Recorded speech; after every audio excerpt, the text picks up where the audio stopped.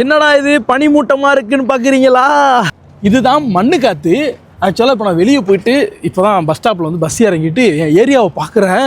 அங்கே இருக்கிற பெரிய பில்டிங் தெரியல, அங்கே இருக்கிற என் ரூமு, அங்கே இருக்கிற எதுவுமே தெரிலங்க என் கண்ணுக்கு. செம்ம மண் கண்ணில் வந்து அடிக்குது, செம்ம காற்று. இப்படி தான் இருக்கும். இதுதான் வெளிநாட்டு கிளைமேட்டு. எப்போ எப்படி இருக்கும் யாராலையுமே கணிக்க முடியாது, யாராலையுமே சொல்லவும் முடியாது. ஒரு பயங்கரமான காற்று இந்த பக்கம் தள்ளுது. எங்களால் எதிர்பார்வையில் பார்த்து நடக்க முடியல. ஏதோ பாலைவனத்தில் இருக்கிற மாதிரி இருக்குது. நம்ம பேசினா வாயுலலாம் மண் போகுது, நரண்டு. இந்த மண் வந்து நம்ம மேலே இப்படி ஒரு டஸ்ட்டு வந்து படுற மாதிரிலாம் தெரியவே தெரியாது. ஆக்சுவலாக கண்ணில் பட்டால் மட்டும் நமக்கு வந்து இதாக இருக்குது. மற்றபடி மேலெலாம் எதுவுமே இப்போ வந்து படுற மாதிரியே ஒன்றுமே தெரியல. ஸோ இந்த மாதிரி மண் காற்று அடிக்கும் பொழுது மாஸ்க் போட்டுக்கோங்க, ஏன்னா அதுதான் கரெக்டான இது.